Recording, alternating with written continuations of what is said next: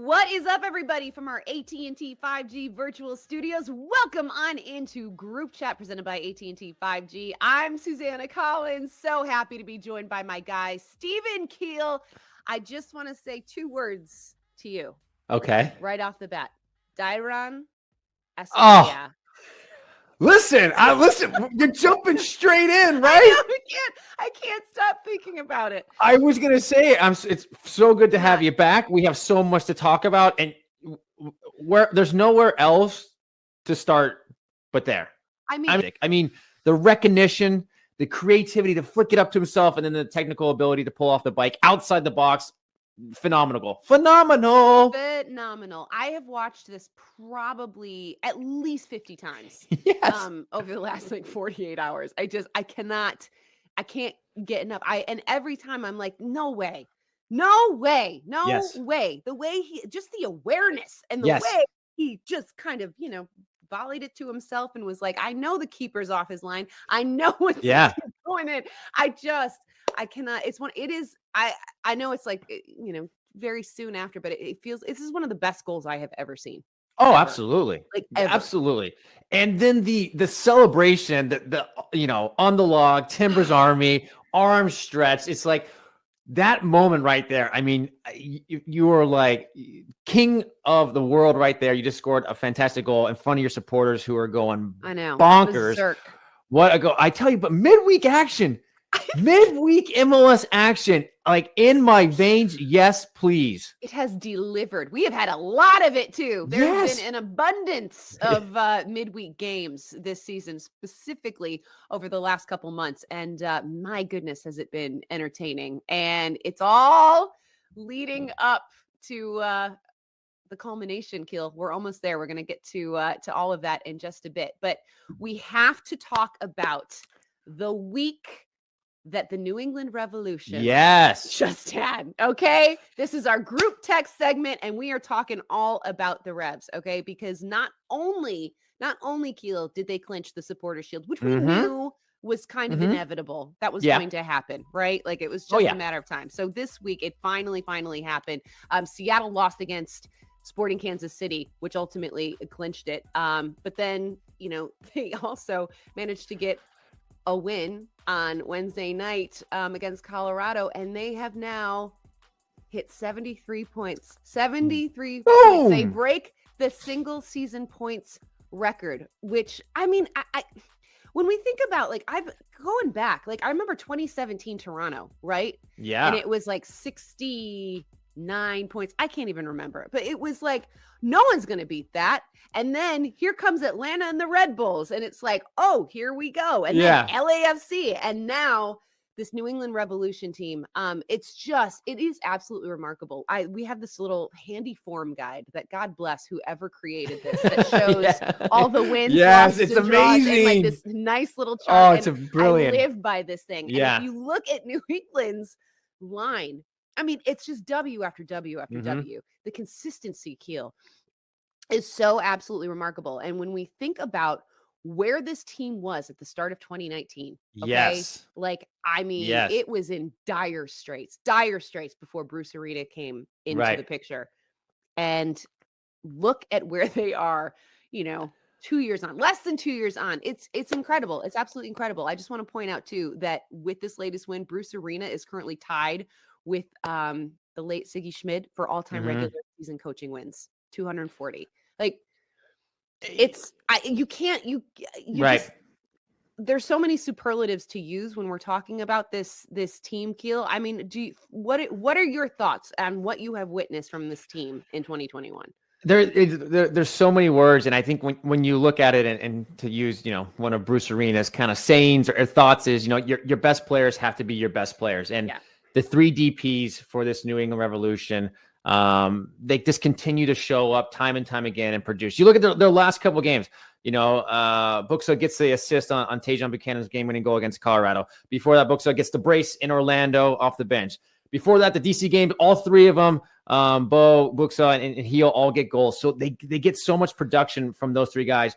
But then you look at this team outside the DPs, and there's special players all over the field. Like you mentioned, Tajon Buchanan, Matt Polster, Farrell, Henry Kessler, Matt Turner, right? The list goes on and on, and guys that are so good and contribute so much to the squad. So all over the field, they're loaded. And then kind of you take a step back, the architect at the core, Bruce Arena, right? You mentioned just tying the late Jiggy Smith on most coaching wins, 240. Just that in itself is an accomplishment. And like you said, where he inherited this team, they were, I think 8th in 2018 in the East. They had won 2 out of their first 12 games at the start of 2019. Yeah. He comes in. Basically, 2 years later, they set a single season record for most wins. And they still have a couple games to play to keep, making that number go up. So it's just absolutely, his resume speaks for itself. Just a phenomenal coach. And so they got the shield. They got the single season points record. So now all eyes are on the ultimate goal of MLS Cup. I know. And, Bruce Arena knows a thing or two about that as well. Yes, he does. So, it feels like they are so well equipped, and all the points that you made are so incredibly valid. We had Bruce on the call up a couple months ago, maybe a month ago. And one of the things that stood out to me in that conversation was he talked about the chemistry of this and like the quality of guys on a human level. In the locker room, take out just, sheer ability. But he said they're just a good group of dudes. Right.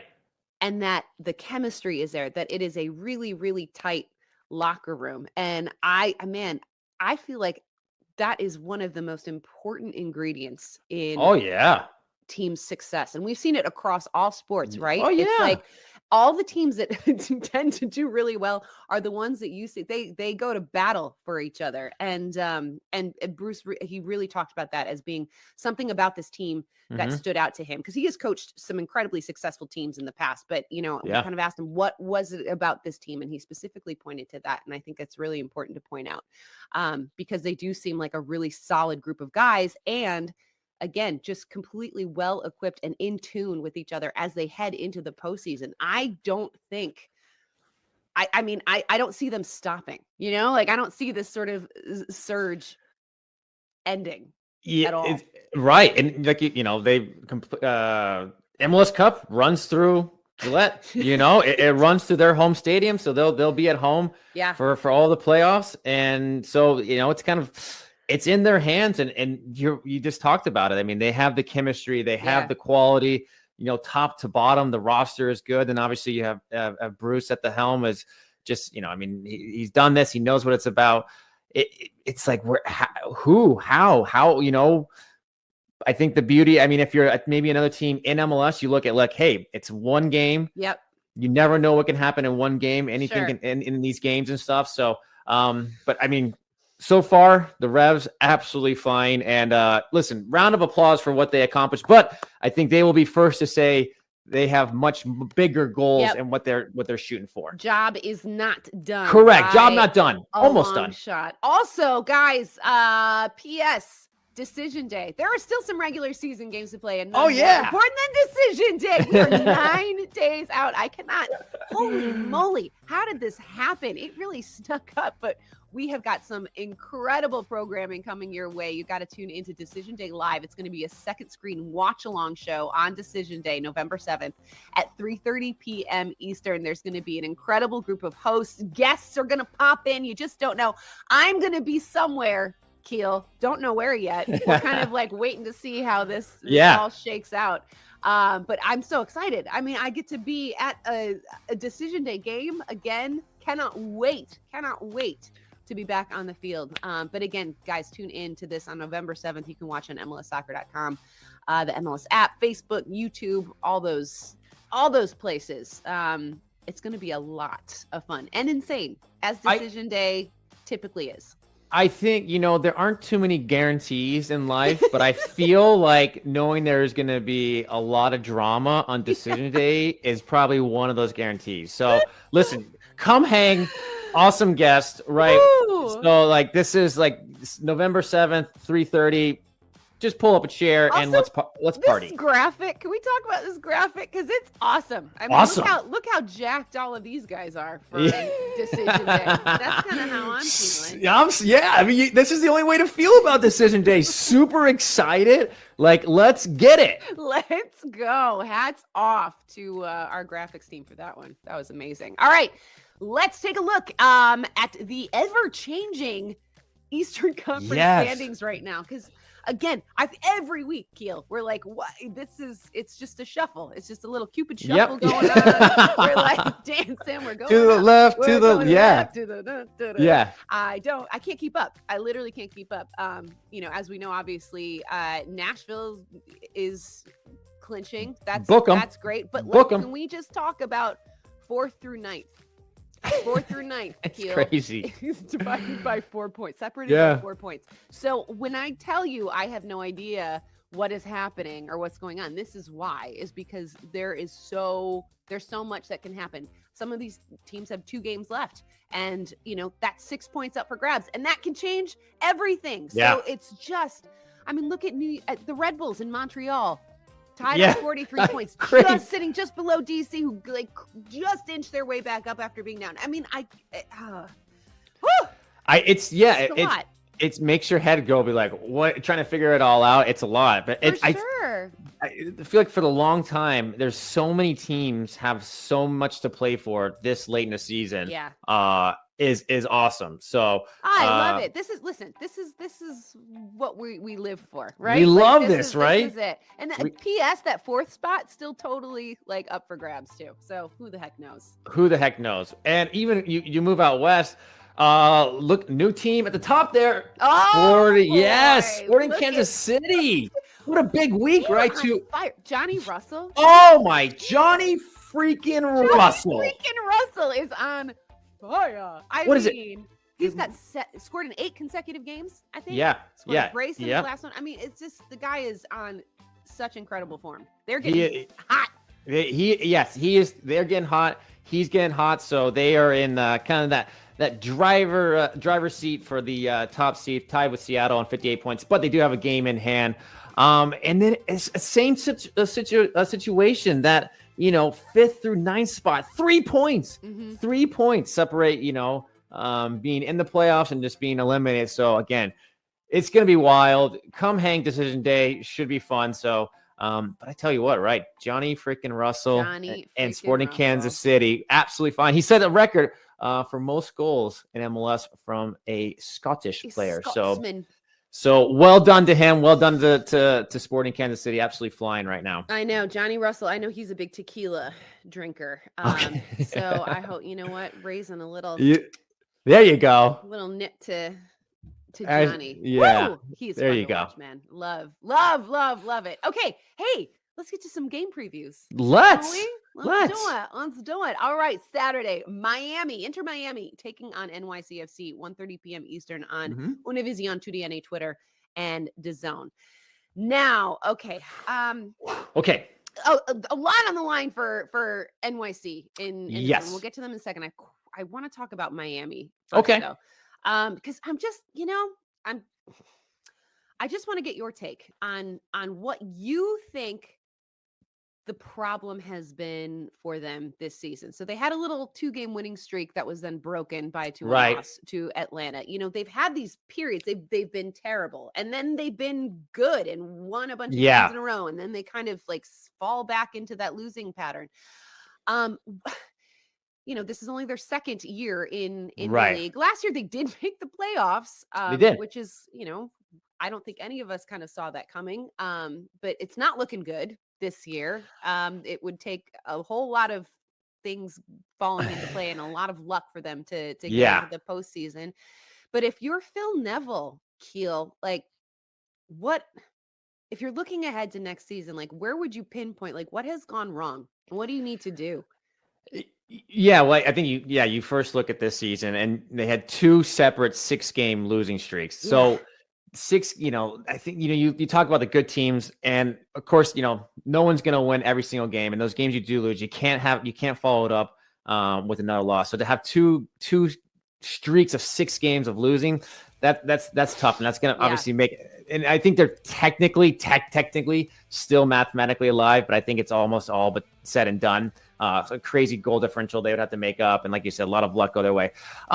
But I think there's a lot of different issues. This is, they've had 2 coaches in 2 years. Yeah. Phil Neville's first year, and I think it just sometimes it takes time to kind of implement your style, get the players in that you want, and just kind of acclimate to this league. It's a unique league and different than kind of any other league around the world.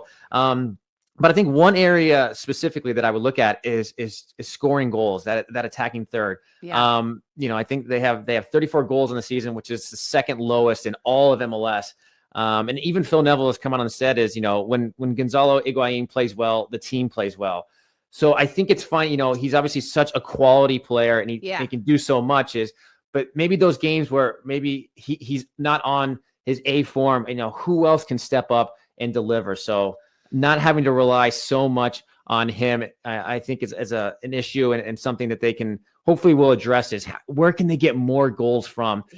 Production. Just that end product, which listen, everyone in soccer wants the end product, but it's finding that and being able to score goals. And it's not for lack of resources and ambition. That club has it, right? I mean, you look at it when they came in, they've been nothing but trying to go out and get, they're comfortable spending money. So I think that will be an area that they'll want to address coming up. 100%. And I keep going back to what you said about Bruce Arena earlier, about like you need your top players to perform, and that has not something they've been able to get out of their DPs consistently. So spot on there, amigo. Let's talk about NYCFC, okay? Because right now I believe they're sitting in 4th place right now. Yes. Very important because you get that coveted home field advantage in the playoffs. They've won 2 games in a row. They are 2-3-3 of their last 8 games. Mm-hmm. This is huge for them. This is huge. And I'm sure they're looking at this game against Miami as like, they have to get 3 points. Yeah. 3 points is a must in this game, Keel. A draw won't be good enough. A loss would be devastating because, as we see, it is so tight in the East that if you're dropping points, you can easily fall below that playoff line. What do you think is going to be their focus heading into this one? Well, first, they have to be all focused on this game. They finish up the season at home against Philadelphia, so they got to make sure they can't be looking ahead. And I don't think they will. But I tell you what, how quickly things change in this league. You go back a couple of weeks and it was like NYCFC, they can't find a way to win. Yeah. They get that late goal in Atlanta to get a point there. They come home, boom, 6-0 over DC. And then they followed it up with a 1-0 win against Chicago. And so I think, we talked about, kind of grabbing some of that confidence they took from the Atlanta game. They obviously showed against DC. It was almost like the DC game was a little bit of like, hey, remember, like, we're actually really good. Yeah. And so I think, we had seen that they were creating chances. They just weren't able to finish it. The game against DC, they obviously put their chances away. But more importantly, 2 games, 2 clean sheets. That is absolutely massive, especially as you move into the playoffs. I think one thing that it's kind of positive, it's kind of a concern, is the game against Chicago, 19 shots. Good job creating chances, but only 1 goal from 19. Yeah. You're going to want a little better ratio. They'll be happy to create those chances, but I think Ronnie Deila will want them to put some more of those away.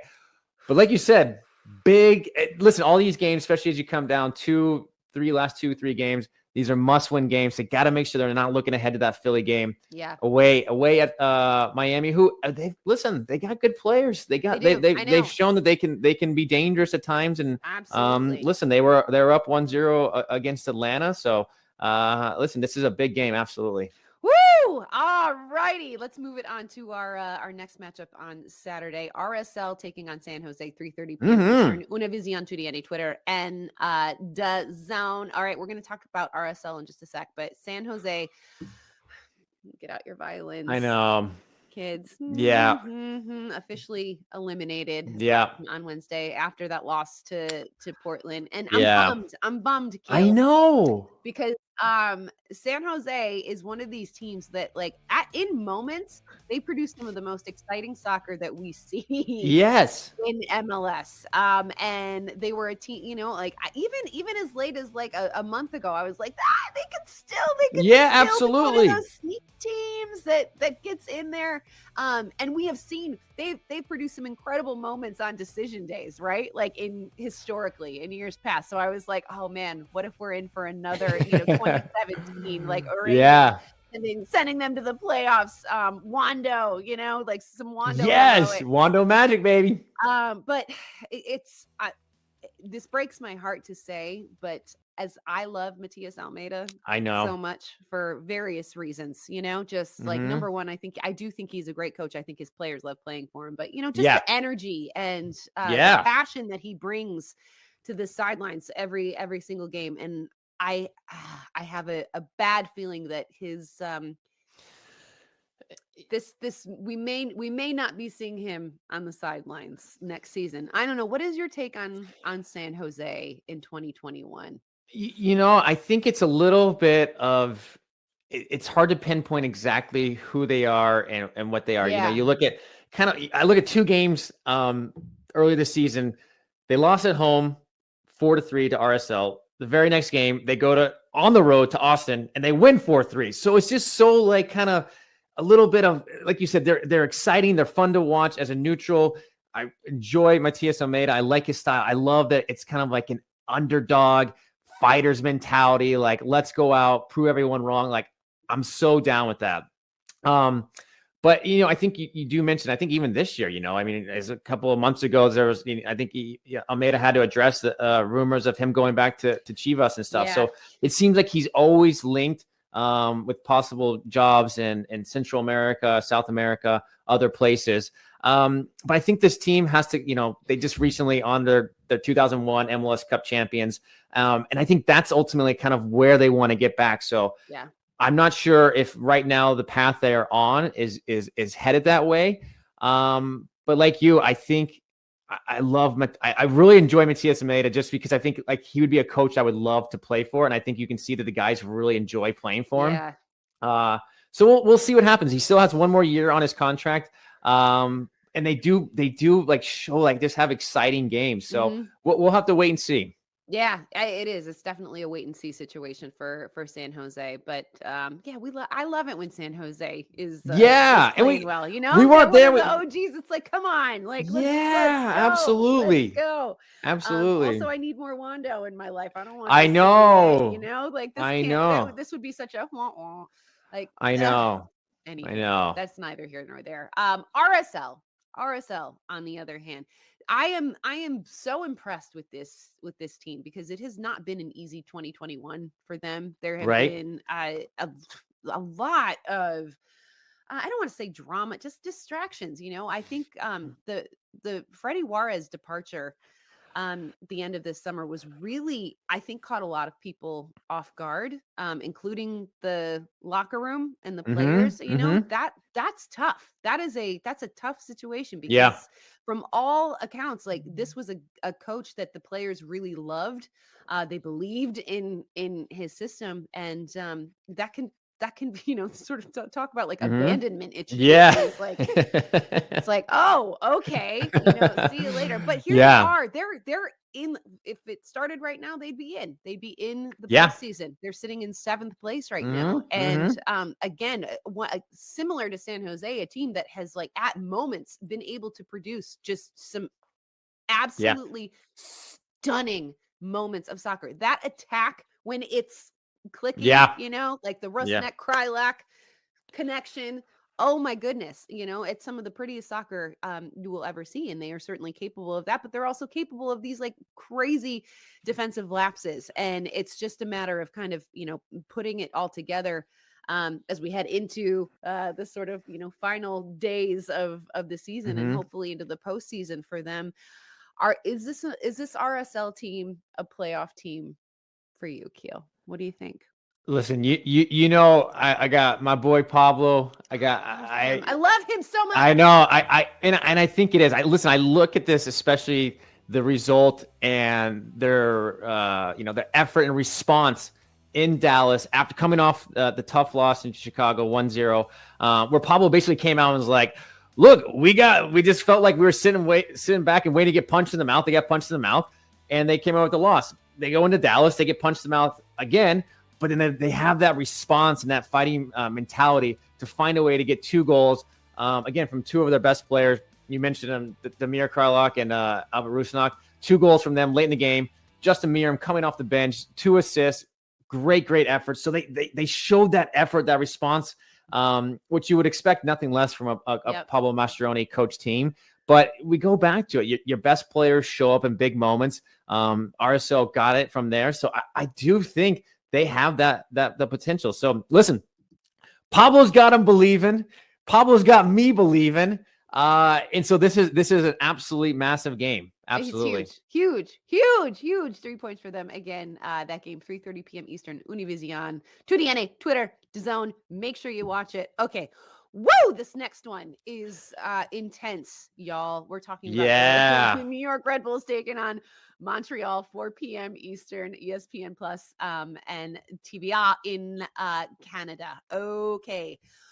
Wow. So as we saw when we looked at the standings, Keel, there is only 4 points separate 4th place from 9th place in the East right now. And the Red Bulls in Montreal are in 8th and 9th on 43 points right now. Okay. So they are 1 point. DC is in 7th at 44 points. Yes. Like there's no way around it. This game is massive. So you're saying it's a big game. It's a big game. And you kind of talked about it a little when we were discussing NYCFC. Like, honestly, like the Red Bulls, we did not think that they were going to be in this position at all. So a massive amount of credit to Gerhard Struber and his team for kind of turning this thing completely around and all of a sudden becoming a legitimate contender. They have been one of the most informed teams, I would argue, in the last month. Oh yeah. Of MLS. Oh yeah. They were riding this incredible 8-game unbeaten streak that unfortunately for them came to an end against DC, who then ultimately leapfrogged them into that final playoff spot as it is. But I mean, I wouldn't want to play the Red Bulls right now. Keel? No. Listen, yeah, absolutely not. And before the DC game, they were the hottest team. They had won 4 games on the road, or the last 4 road games they had won, which that in itself is super impressive. But I look at this game, and they do have a tough remaining schedule. They got Montreal at home, they got Atlanta at home, and in their last game, decision day at Nashville. That's tough. That's tough. So it's definitely these games at Red Bull Arena, especially against Montreal, who they're level on points with. They got to get all 3 points. And I think to do that is kind of follow, kind of the recipe of what they've been good at over this kind of, unbeaten streak. Yeah. Where they've gone 9 games with only conceding. They haven't conceded more than 1 goal in a game. Yeah. So defensively, goalkeeper Carlos Cornell, Sean Nealis doing such a great job back there. Sean Davis, Drew Yearwood, good in that front of the back 4, making it difficult for teams to get shots off and break them down. So defensively, just so solid. And just basically saying we're going to give our team a chance that if we can find 1 or 2 goals, more than likely we're going to come away with 3 points. So they do have 3 remaining games. They're tough games, but they do control their own destiny. If they win out, they are in. Montreal, again. Montreal, it's level on points, and they're on 3 straight draws. 3 straight draws, and they've got to look at that as like missed opportunities, right? At this point in the season, you're starting to the max points are getting smaller and smaller. So you got to find ways. Yeah. They do have the final 2 games at home, so they can find a way to go into a team level on points with, pick up points in Red Bull Arena. Huge. So, and listen, we give credit, earlier to Bruce Arena, to Pablo Mastroeni. Wilfred Nancy deserves credit as well from just maximizing everything from this group. But I think one of the keys for me in this match, especially, is where the goal. We speak about the Red Bulls being so good defensively. Where the goal is going to come from Montreal. I think with Romel Kyoto being out with injury, hopefully he's back soon. He's such a key piece for them going forward. But the last 2 games, they have a combined 3 shots on target. So not good enough. So I think you look at it as where if that battle, if Montreal, who's going to kind of step up, who's going to kind of maybe put the team on the back and say, look, I'll lead us there. So, but again, teams equal on points, fighting for a final few spots in the playoffs. Like, yo, this is something. I want to put you on the spot. Okay. Spotlights. Yeah. Okay. Hit me. Red Bulls and Montreal, right? After decision day, which one of these teams, or maybe both or neither, do you think will be above the playoff line? Listen, I spoke earlier of believing in what Pablo does. I got my old squad. It's a little bit. I'm on the spot, and I'm maybe a little biased with my Red Bull roots, but I do think Red Bull. I just even find with that tough schedule. It's a tough schedule. But I think we go back to, like you said, a month and a half ago, I was like, oh, this is the year that Red Bulls finally missed the playoffs. And the team and Gareth Schurer were like, you know what? Let's see. And then they just grind it and they found ways to win. Yeah. And I think they just continue there in a good form. They had that tough result in DC. But I think it's nice to have a quick turnaround, get right back at it and go again. So listen, I back my boys and Red Bull. So, we'll see. But yeah. Wow. All right. Yeah, I'll take Montreal then. I'm rooting for them. I feel like they have defied odds all season long, and I would love for them to continue. No disrespect to the Red Bulls. I love y'all too, but man, absolutely. I think I picked Montreal finishing like dead last in the East. So just you're making up for it. Let me eat crow. Honestly, feed it to me in heaping spoonfuls. Whew, okay, let's get to our next game preview. This is Atlanta taking on Toronto Saturday, 6 p.m. Eastern, ESPN Plus and TSN. Now, Toronto officially eliminated from the playoffs. It just never happened for them this season.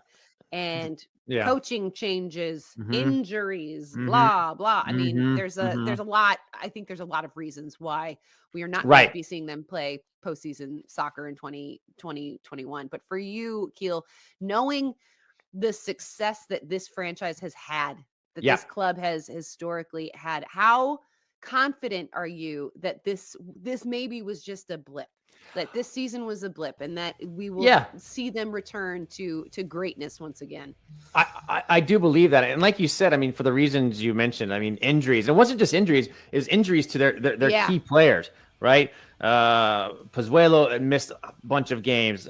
Josie missed a bunch of games. Akinola misses a bunch of games, so they had, I don't think we ever really got to see this team and their best 11 on the field for a consistent period of time. And then obviously everyone knows what happened in the beginning of the season with Chris Armas and not working out there. So I do think it was kind of like just a weird year for them for a variety of reasons. Also playing the first half of the season, not at home, basically playing in Florida, which is tough.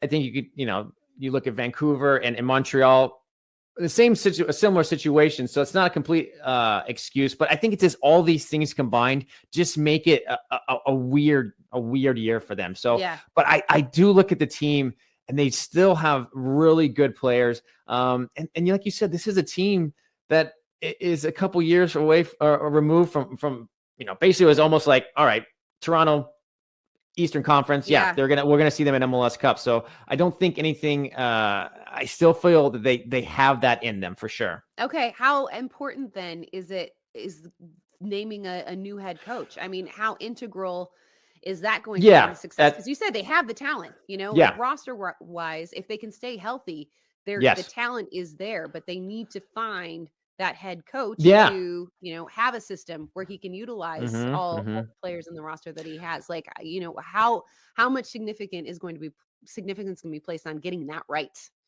Yeah, well, that's priority number one, right? Yeah. Whether Javier Perez, the current coach, had the interim tag removed, so I guess technically he is the coach. Whether they stick with him or move to someone else remains to be seen. But I think there are a lot of candidates, and I think a lot of people who think would be interested in that job. Yeah. For me, I think one of the important things, and I think we've seen it with other coaching hires, is to have MLS experience. I look at Cincinnati's new GM, was with the Union, old teammate and roommate Chris Albright, basically said MLS experience is a non-negotiable prerequisite for their coaching hire. So, I think you look at that, and it's just because our league is so unique and it's different, right? It's just we different. And so it's good to have people who know it and understand it. So I think you start to look at guys like Pat Noonan. I think his name has come up, kind of for a variety of different jobs. You look at someone like Luchi Gonzalez. Yeah. Guys that know this league, have played in this league, are great coaches. So I think that'll be interesting. I think, as well, but to be fair to Javier Perez, I think he inherited a kind of a tough situation. Sure. So, I mean, they didn't remove the interim tag for no reason. But we'll see. But again, absolutely finding that coach is crucial to kind of, all right, where are we going and which way are we going and who's leading us there? Exactly. And on that note of finding a new coach, boy, did that work out for Atlanta. Okay. Exactly. Yes. Opponent, yes. They got it right after not getting it right. Right. Pineda has been nothing short of a revelation for this team, and really just kind of turning things around, not only results on the field, but culture, the locker room vibe, all of that. They're sitting in 6th place right now. Right. Their remaining schedule, Keel, is Toronto, who are already eliminated. Red Bulls at home, which is tough, but then Cincinnati. And I'm looking at this and I'm like, Atlanta is more than likely going to be in the playoffs. And again, not something that we would have said this summer. Because it was looking pretty dire for them. How impressed have you been with what they have been able to do in this sort of turnaround that we've seen over the last few months? Absolutely. And you kind of see when, you see Atlanta and the team, you hear Gonzalo Pineda speak, and you can see why he was so sought after and kind of, why Atlanta went to the lengths they did to bring him in. And also credit needs to be given to Rob Valentino, who, stepped in for those matches. And, just, I guess you listen to players, such a breath of fresh air for that locker room. But Pineda, listen, he has to be happy with what he saw from this team against Miami, right? They were down a goal, they fight back, they get two goals, and they get the 3 points. So Luis Araujo is the real deal. A goal and assist in this last game. The dude is super fun to watch. And then King Joseph, you can't have Atlanta without Joseph Martinez. Goodness. Scores the game winner in this game. And you can just see the emotion. I mean, he always plays with emotion, and you see that goal and you're just like, and he's just so important. Yeah. Obviously for his production on the field, scoring goals, but just that leadership and that emotion that he brings to that team.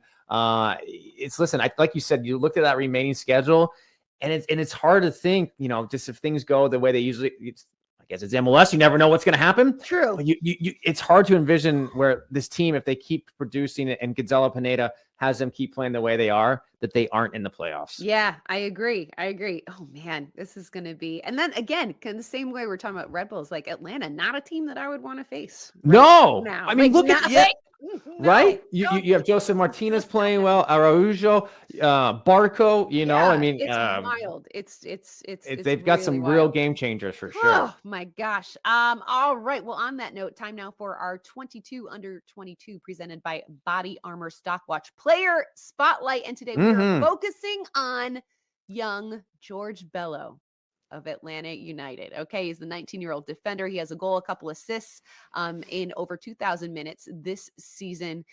Played the full 90 in against Panama in the World Cup qualifiers this year. I mean, this is a kid who is all of a sudden, just sort of emerged, and getting these caps for the U.S. men's national team. He was number 6, by the way, in this year's official 22 under 22 list presented by Body Armor.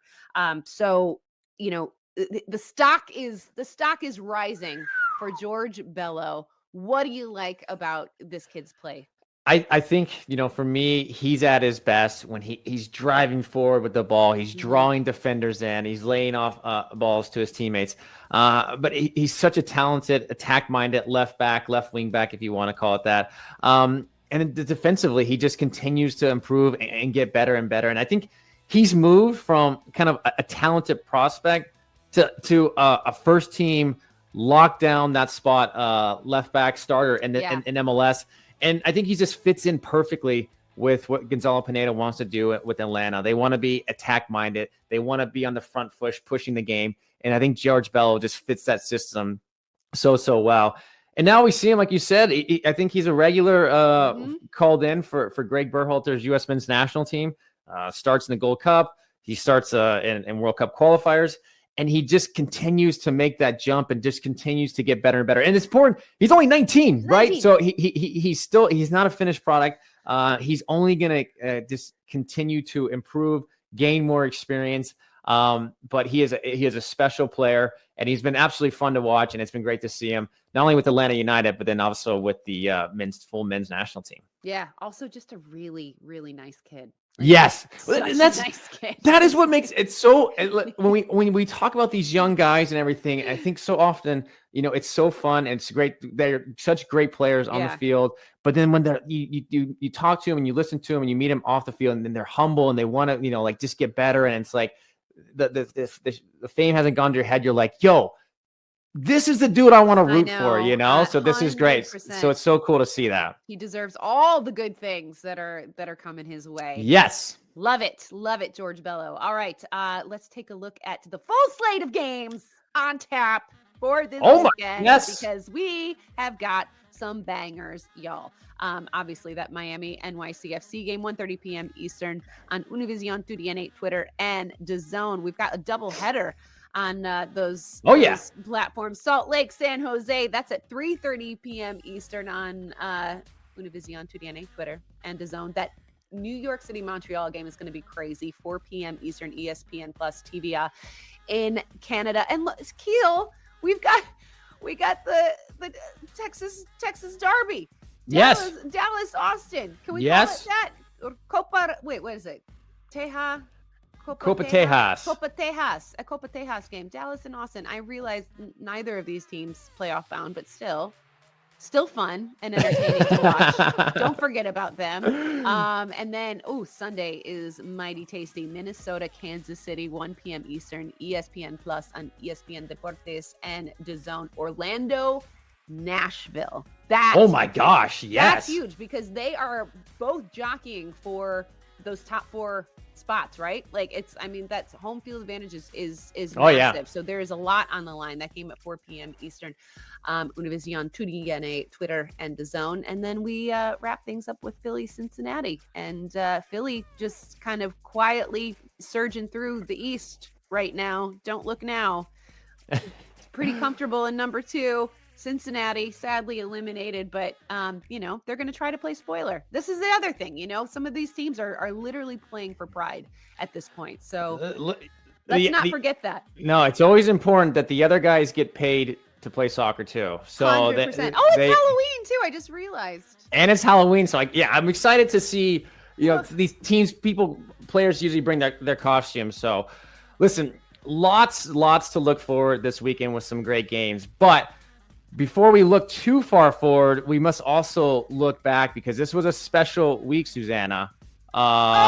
This was a big week. Synopsis Top Women in Media Awards. Oh, no. Game-changing on-air talent, Susannah Collins. Listen, I know I speak for so many people when I say congrats to you.